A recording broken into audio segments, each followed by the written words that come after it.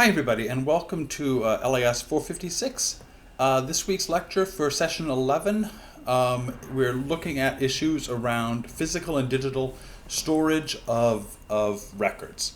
Thus far in the course we've talked a lot about managing records during their active or semi-active use while they're still being utilized in the offices of those individuals who have created or needed to access them.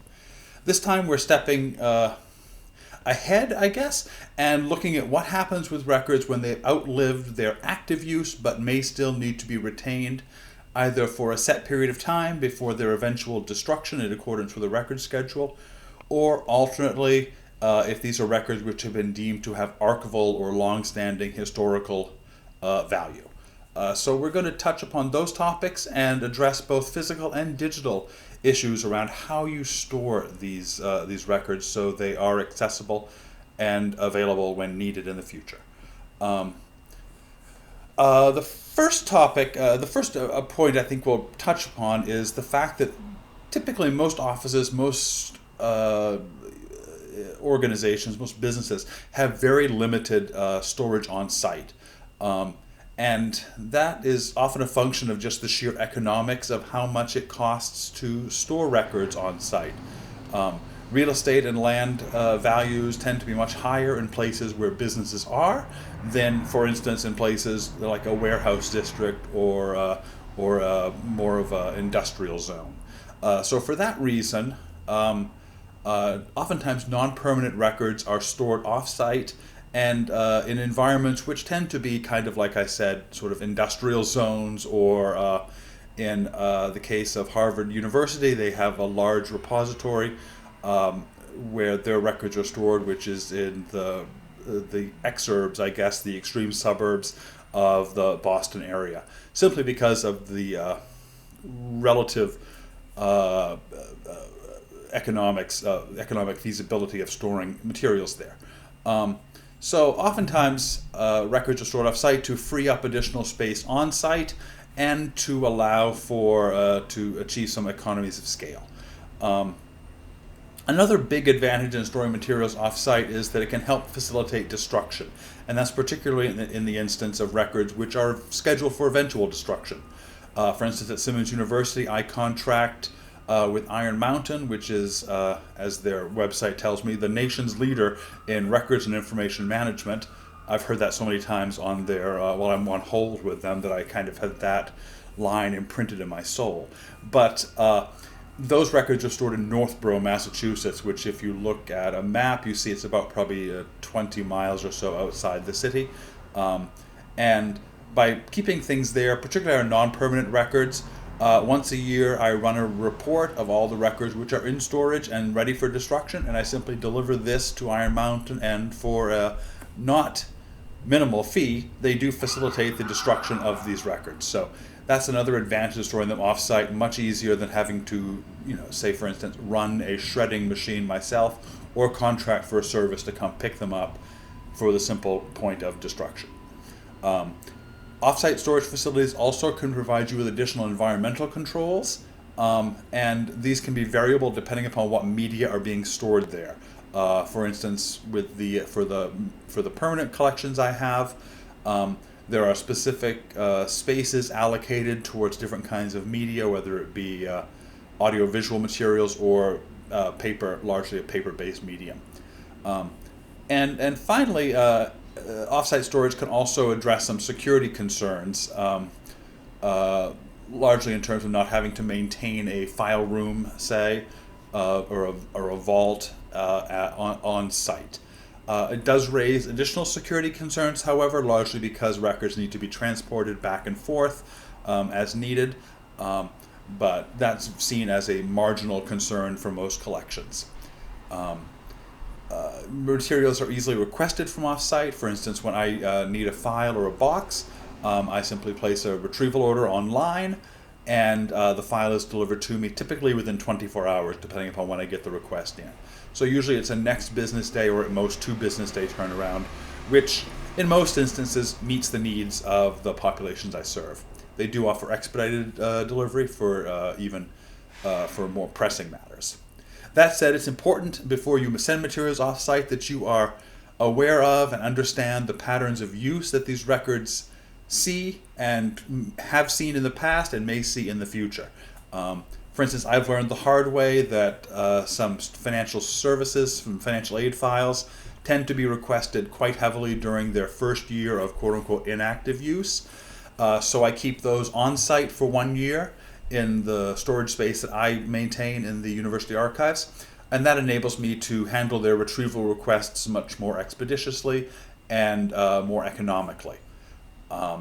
Not always possible, but depending upon the space that one has, but it's always very good to, if possible, maintain frequently requested materials on site if you can. And it's worth mentioning as well that non-permanent records, you can obviously you can pay for whatever level of storage environment that you're looking for. We use what's called ambient storage, which means there is no HVAC system employed there, no climate controls per se. There are fire suppressant systems in play, but for the most part it's an open air space. For our archival collections, and at this point, for those of you who've taken an archives class, a lot of this will be redundant perhaps, but for our archival collections, we do have additional concerns that come into play. First and foremost is the necessity of having it be a secure location with controlled access as well as climate controlled. And typically you're looking for sort of a temperature that lands around 60 degrees Fahrenheit with about 40% relative humidity and limited light. Fire suppression systems, your collection should be located as far away from sort of water pipes and services as possible, and sort of wet dry pipes or chemical fire retardants are optimal. For our on-site vault, we use Energen, which is a fire suppressant a chemical which serves to suck the oxygen out of the air and in turn suppress fires as they're starting. Archival spaces also have, if they're located off-site, you need to make sure they have the appropriate kinds of shelving. Compact shelving is a wonderful option to have, particularly because it maximizes the amount of records you can fit in a space. You need to be very mindful of the floor load you're working with in those instances and how you arrange boxes on shelves, because oftentimes archival collections can have some odd-shaped items in them, not necessarily records, but odd-shaped pieces of memorabilia. So trying to find the best way to economically fit these items on a shelf is a good call. And the textbook goes into much more details about the particular issues that are raised when talking about running an archival records storage space, including the importance of having reading rooms and work areas for staff and sort of environments in which researchers can utilize these records. And as you've noticed, I've discussed pretty solely physical records and their long-term storage. And obviously, audiovisual materials and born digital materials present their own sets of unique challenges. First of all, audiovisual materials the older ones were put onto magnetic tape. There are complete classes here at Simmons around audiovisual archiving. I don't pretend to be an audiovisual archivist. I do know the base issues of they require very specialized storage. And in an optimal world, we look at migration of files and migration of audiovisual assets as a significant preservation strategy. In the past, we've migrated from, for instance, reel-to-reel and film onto VHS tapes, and eventually the VHS tapes have been, in turn, migrated onto a digital file format. In a perfect world, you go directly from the film to a digital file because you get a more lossless experience there. Once you have something digitally, though, that by no means buys you all the rest of the time in the world. And it's very important to look into migrating as file obsolescence and file platform obsolescence and also file degradation over time are very real concerns. Archivists who manage audiovisual materials or any kind of born digital records will want to be mindful of migrating these from the current generation of file format to whatever the next generation may be.